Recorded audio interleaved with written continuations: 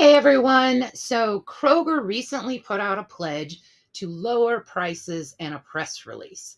Now, I know that not everybody has time or the desire to keep up with grocery store news, but you know what? That's kind of my cup of tea. So I do.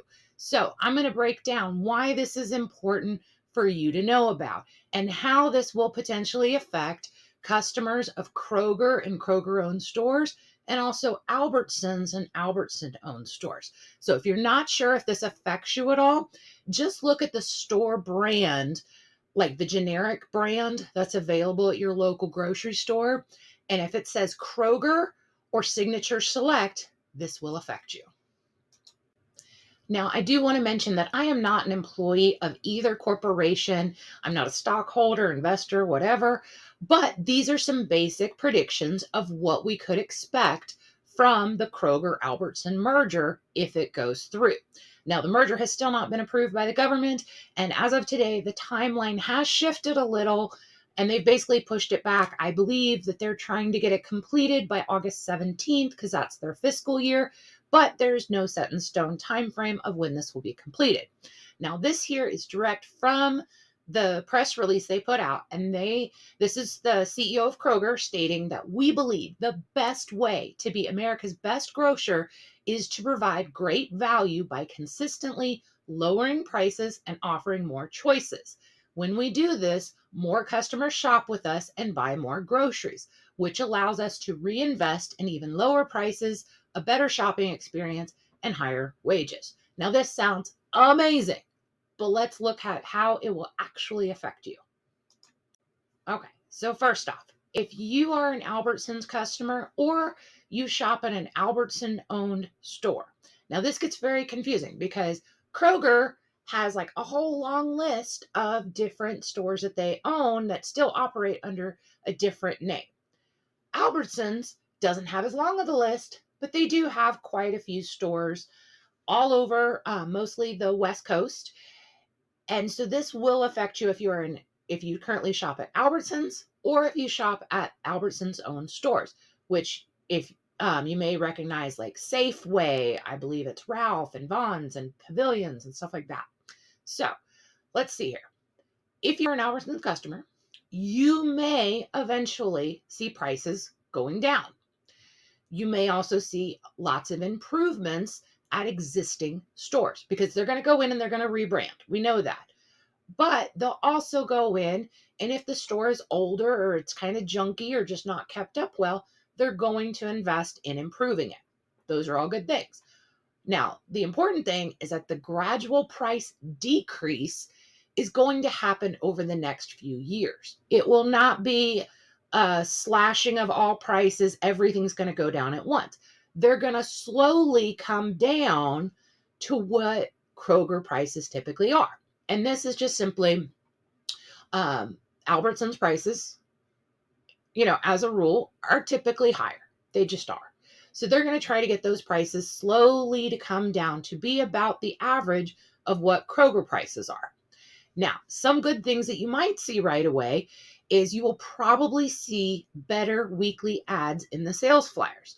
And you may even see more loss leaders. This is where they sell a product for super, super cheap in hopes that it brings you to their store, and then you will purchase all of your groceries for the week.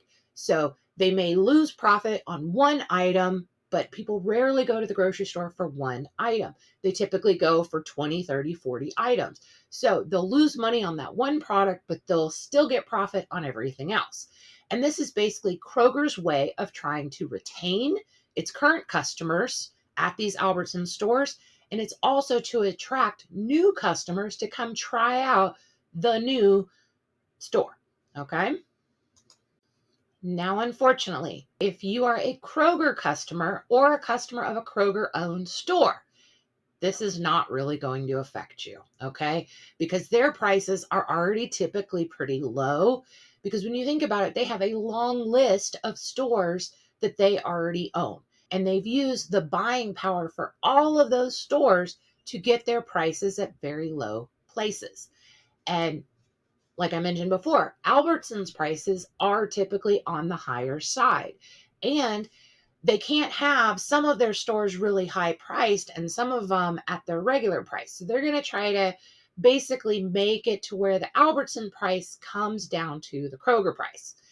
And Albertson stores typically are in higher cost of living areas, and it typically costs more to shop there. Kroger stores, if you look, yes, they are in major cities that have a high cost of living, but they're also in more suburban areas where the cost of living is lower. So it'll all kind of even out, but unfortunately, Kroger, you're just not going to see a huge price decrease, if any. So where are we going to see the price differences? Let me show you a little visual here. This is Signature Select brand, which is their house brand for most of their frozen foods, pantry items, and then you have your dairy products that are under the name Lucerne. Okay. Now, Kroger has their own private label that's just labeled as Kroger, and then they have dairy products labeled as Kroger. So if we look at these two items, the Signature Select waffles typically run $4.99. The Kroger brand waffles run $4.29. So right there, you would see that after the merger takes place and the Signature Select brand will more than likely go away, it will be replaced by Kroger brand at the cheaper price. Now, same thing with the cheese. The Lucerne for this block of 8-ounce cheese typically costs $2.99. The Kroger brand costs $2.49. So, same thing, that once Kroger gets moved into these stores, you would typically see the lower price. So, the downside is Albertson owned stores will probably eventually lose the Signature Select and the Lucerne brands. So if you happen to just absolutely love those store brands and certain products, unfortunately, they may go away. But in some instances, see, Kroger's not going to take over Signature Select and make the same product with two different names on it. They're going to combine everything, and everything that they already make will just be replaced by Kroger. But if there are certain items that Signature Select or Lucerne make, or different flavors that Kroger does not currently offer, what they'll do is they'll take those products, rebrand them as Kroger, and then now Kroger owned stores may get new flavors or new products of Kroger brand items. If Albertsons own Signature Select and Lucerne currently make them and Kroger doesn't. So that is one good point if you live in a Kroger area. Now, another good point for Albertsons owned stores is you may notice if you go to their spice aisle that they don't typically have a lot of the Signature Select brand spices. They do have some, and they're typically blends like this Italian seasoning blend. Now, Kroger actually takes up a good amount of the spice section with their own branded spices. Okay, so let's look at some prices here. So this package of Italian blend seasoning from Signature Select typically costs about $4.29. Okay, the the paprika, which is a single spice, typically runs $3.29. Now, when you look at the Kroger brand options, Kroger spices typically run between $2.49 and $3.49. So you'll start having cheaper spice options. Another one of Kroger's private labels, because they actually have quite a few.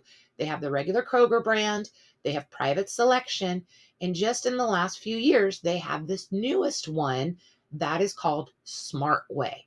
And this is almost like the bargain option.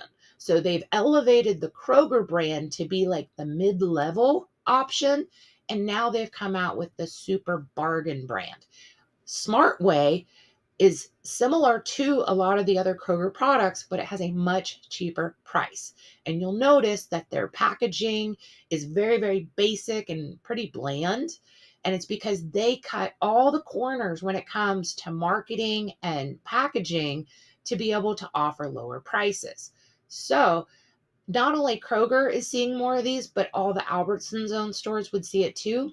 This Smartway brand of paprika is only $1.50. So now we have lots more options. And I expect, since Smartway is one of the fastest growing private labels, we're going to start seeing more and more Smartway products. So that's kind of exciting too. So as of today, this is all speculation and just predictions based on things that Kroger has done in the past. And they mentioned in the press release that when they bought Roundy's and Harris Teeter, that they also invested tons of money to lower the prices. And how they did that was mainly through the Kroger brand offerings. And they did it kind of on a scale. It took a couple years. And then eventually, when you go into Harris Teeter, you'll notice very similar pricing to that of Kroger. So that's what I would expect will happen with Albertsons and Albertsons' own stores. Now, I did mention that the merger is expected to be completed by August 17th, but that is still a floating timeline. There is nothing set in stone. There are still lots of roadblocks that they have to get past in order to get this merger approved. So, as we get more information and news regarding the whole Albertsons Kroger merger, we'll share it with you. And until then, what are your thoughts if you are a Kroger or an Albertsons customer about the potential changes that could be coming? I'd love to know your thoughts. See you guys later. Bye.